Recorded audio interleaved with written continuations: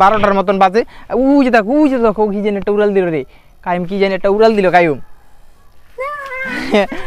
Guys hey আসসালামু আলাইকুম guys, it's me Sadat Hossain, welcome to my another new blog. তো guys আজকে আমরা আসছিলাম মুন্সিগঞ্জ আমাদের দেশের বাড়িতে ঘুরতে আসছিলাম, কিন্তু ঘুরতে এসে আমি এরকম একটা জঙ্গলের ভিতরে আমি আর কায়ুম দুইজন এই জায়গার ভিতরে আটকাই গেছি। গাইস এই জায়গার থেকে বাইরে আনার কোনো রাস্তা খুঁজে পাইতেছি না, আশেপাশে কোনো মানুষও নাই, কিভাবে ভাই এই জায়গাতে বাইরুম, খুবই ভয়ঙ্কর একটা জায়গা। আচ্ছা কায়ুম, এখানে যদি এখন তোমার আর আমার একটা ভূতে লড়ানি দেয় কেমন হইব কায়ুম? দৌড়াইয়া খালে আর কি। হ্যাঁ দৌড়াইয়া খালে কায়ুম গাইস দৌড়াইয়া খালে পড়বো। ওই যে সামনের দিকে একটা রাস্তা দেখা যাইতেছে, তো সামনের দিকে আমরা আগায়া দেখি যে এই জায়গাটা কিরকম। কায়ুম রে যদি দৌড়ানি দেয় রে। গাইস দেখো কায়ুম একটু দেখাও দেখি, এই যে দেখ কায়ুম একটু ঘুরে ঘুরে দেখো, দেখো কি বিশাল বড় ঘন জঙ্গল। এই জঙ্গলের ভিতরে কোনো খালি উঁচা উঁচা গাছ, এই যে দেখো গাছ খালি কি বড় বড় গাছ, বড় বড় গাছ। ওই যে ওদিক দিয়ে দেখা যাচ্ছে বিশাল বড় জঙ্গল। দেখো আশেপাশে একটা মানুষও নাই, মানুষের কোনো। আদিবাসী। তুমি কি আফ্রিকান আদিবাসী? তুমি কবে থেকে আফ্রিকান আদিবাসী হয়ে লাগা? এই মুহূর্ত থেকে। তো কায়ুম তুমি আর আমি যদি এখন এই জায়গা থেকে যদি না বাড়িতে পারি তাহলে কেমন হইব? হ্যাঁ না খায় মরতে হইব কেন? তো গাইস আমাকে এই জায়গা থেকে যদি না বাড়িতে পারি না খায় মরতে হইব কেন, কি কারণে? তুমি তো ওই লোক ইউটিউবে বড় বড় ভিডিও দেখো যে কিভাবে জঙ্গলের ভিতরে খাইয়া না খাইয়া থাকুন যায়, তোমার কি সেই একটা অভিজ্ঞতা থেকে আমাদের কিছু বলবা না? আমরা কি চাইনিজ নাকি আমরা জানি পোকমাকড় ধরে খাইতে পারবো? এই যে দেখো গাইস কি বড় একটা তাল গাছ, এই যে দেখো তুই যে তাল গাছের আগা। কায়ুম ওই তাল গাছের আগার থেকে যদি একটা ভূত লাভ দিয়া তোর কান্দে পড়ে কিরকমই পড়ে? কায়ুমে গাছ পলাইতেছে, পলাইবা কোন দিকে কায়ুম? এই জায়গায় দেখি চারিদিকে খালি জঙ্গল। তো গাইস তোমাদের কি মনে হয় আমরা দুইজন কি এই জঙ্গলটার ভিতরের থেকে বাইরেতে পারুম?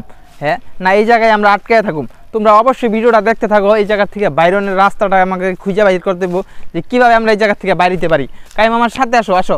তুমি কি কাইম এই গাছের একটা আগায় উঠতে পারবা? গাইস বিশাল বড় বড় তাল গাছ।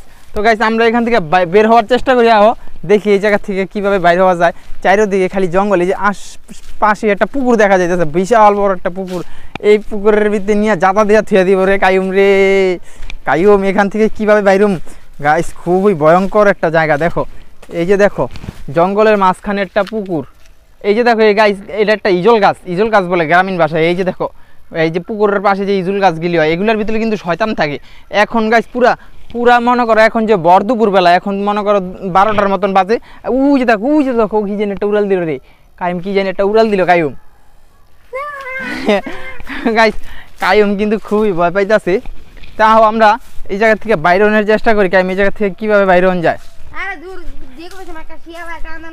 হ্যাঁ যে কোনো সময় এদিকে কোনো রাস্তা আসেনি দেখি। তো গাইস দেখা যাক আমরা এখান থেকে বাইরে হইতে পারি কিনা। যদি বাইচা বাইরেতে পারি তাহলে তোমাদের সাথে আবার দেখা হইব।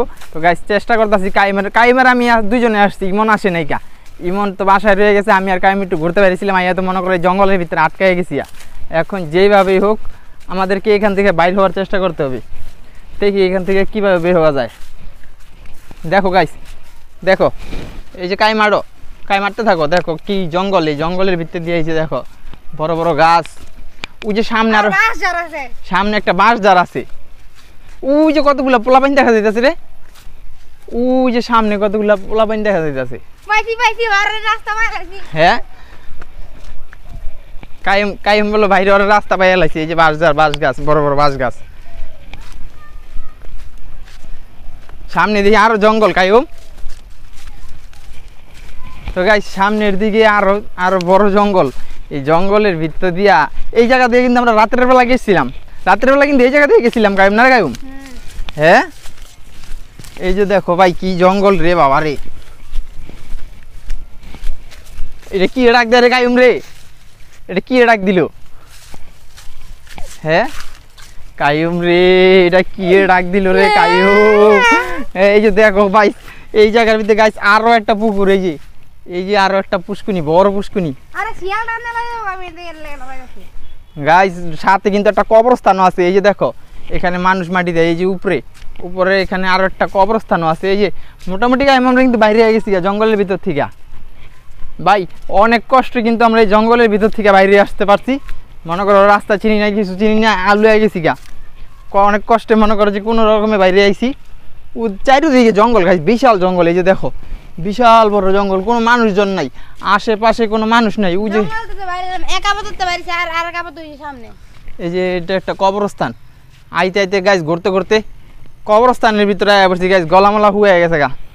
আর পাশে এই যে দেখো কি সুন্দর ধান ক্ষেত, ধান পাইকা রয়েছে। তো গাইস দেখা যাক, এই যে দেখো কি সুন্দর ধান ক্ষেত। আসো গাইস আমরা ধান ক্ষেতের ভিতর দিয়ে যাবো, আসো। এই যে ধান গাছ গাছ পাইকা রয়েছে ধান, এই যে দেখো। এই যে দেখো কাইম কাইম কাইম কি এর আগে কোনো সময় ধান খেত দেখছো? ধান গাছ এই যে দেখো কি সুন্দর ধান, এই যে পাকা ধান, এই যে দেখছো, এই যে গাছ ধান। এগুলো বিশাল বড় ধান ক্ষেত, দেখো মাইলের পরে মাইল জায়গা। ও যে দূর দূর পর্যন্ত দেখা যেতেছে ধান ক্ষেত।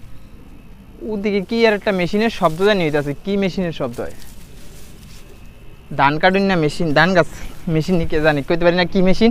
তো গাইস এই যে দেখো বিশাল বড় ধান ক্ষেত, গ্রামীণ ধান ক্ষেত। ওই দেখো একটা সিল গিয়া কারেন্টের খাম্বার উপরে বইছে। এই দেখো বক, খুবই চমৎকার পরিবেশ, সুন্দর পরিবেশ। তো আমরা এখন গাইস এখান থেকে জায়গা, এখানে দুপুর হয়ে আইছে। আমরা রাস্তা যখন খুঁজে পাইছি, আমরা যেহেতু রাস্তা খুঁজে পাইছি গাইস, যেইভাবে হোক আমাদেরকে এখন এখান থেকে বাইরে হইতে হইব। কারণ মনে করো যে আমরা এখন রাস্তা খুঁজে যখন পাইছি, এই জায়গা থেকে আমরা বাইরে যেতে পারবো। আর দুপুর 12টা বাজে আছে, আর ভর দুপুরবেলা। মনে করো যে শয়তানের থাপড়া না খাইতে চাইলে, চটকনা না খাইতে চাইলে ভালো ভালো চলো, আমি আর কাইম তোমরা দুজনে মিলে এখান থেকে তাড়াতাড়ি করে বাইরে যাই গিয়া। সাথে আবার একটা কবরস্থানও আছে, এই কবরস্থানের ভিতরতে যদি ধরে আইয়া বাইরে রে কাইম রে। হ্যাঁ কাইম কিন্তু খুবই সাহসী, কাইম কিন্তু ভয় পায় না। দুপুরবেলা আবার কতক্ষণ আগে আমরা কি জানি খাইয়ে এলাম, কেক খাইছি গাইস। আমরা কিছুক্ষণ আগে কেক খাইছি, মনে করো পানি খাই নাই এখনো পানি খাই নাই, কেক খাইছি। রাস্তা রাস্তা রাস্তা দেখে দেখে আরো